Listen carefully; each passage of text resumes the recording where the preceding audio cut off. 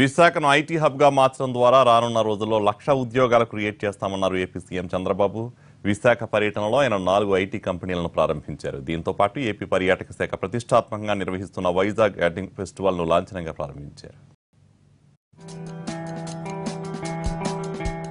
AP CM Chandrababu విశాఖలో బిజీగా గడిపారు.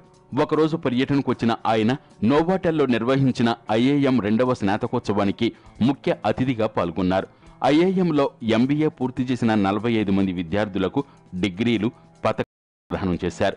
అనంతరం అక్కడి నుండి రోడ్డు మార్గంలో మధురవాడలోని హిల్ నెంబర్ 2కు చేరుకున్నారు. అక్కడ గల క్యాండిడేట్ భవనంలో ఏర్పాటు చేసిన క్యాండిడేట్, ప్రొసీడ్, తురయ అనే 3 ఐటీ కంపెనీలను ఐటీ శాఖ మంత్రి నారా లోకేష్, విద్యాశాఖ మంత్రి గంటా శ్రీనివాసరావుతో కలిసి ప్రారంభించారు.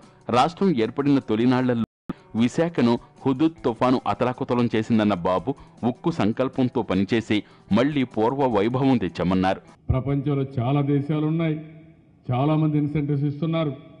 అలాంటప్పుడు ఇక్కడ ఎందుకు వస్తున్నారంటే ఈజ్ ఆఫ్ డూయింగ్ బిజినెస్ లో నెంబర్ 1 ఉన్నాం.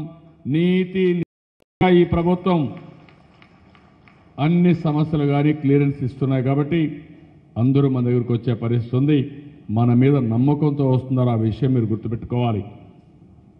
ఇంతవరకు ఉద్యోగాలు రాకుండా, ఇండస్ట్రీస్ రాకుండా ఉంటే గడిచిన 4 సంవత్సరాల కష్టాలు ఎన్నున్నా ఇన్ని పెద్ద ఎత్తున కంపెనీలు వచ్చాయంటే ఊరికే రాలా, ప్రపంచం అంతా తిరిగాం. విశాఖలో ఐటీ కంపెనీలు పెట్టడానికి ఎన్నో కంపెనీలు ఆసక్తి చూపిస్తున్నాయన్నారు.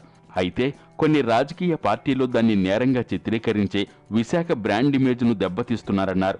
ఎవరెన్ని సమస్యలు సృష్టించినా విశాఖను ఐటీ హబ్గా మారుస్తామన్నారు. వాళ్ళు పెట్టుబడులు పెడతామంటే వాళ్ళ దగ్గరికి వెళ్ళి వాళ్ళని కన్విన్స్ చేసి ఎక్కడా ఇబ్బందులు లేకుండా అన్ని అనుమతులు ఇవ్వడమే కాకుండా వాళ్ళతో రిలేషన్స్ కూడా మెయింటైన్ చేసే పరిస్థితికి వస్తున్నాం. నేను చాలాసార్లు చెప్పాను, ఎవరైనా మాట్లాడే వ్యక్తులు ఇండస్ట్రీస్ తీసుకురండి, మీరు కూడా మంచి ఐటీ కంపెనీలు తండి.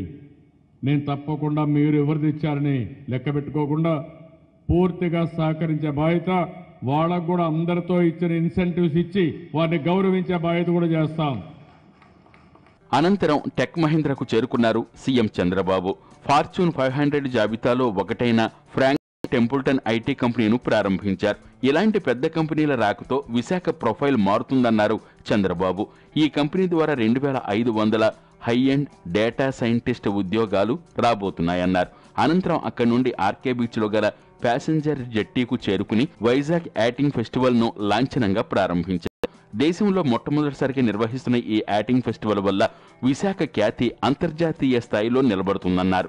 మొత్తానికి చంద్రబాబు ఒక్కరోజు విశాఖ టూర్ సక్సెస్ అయ్యింది.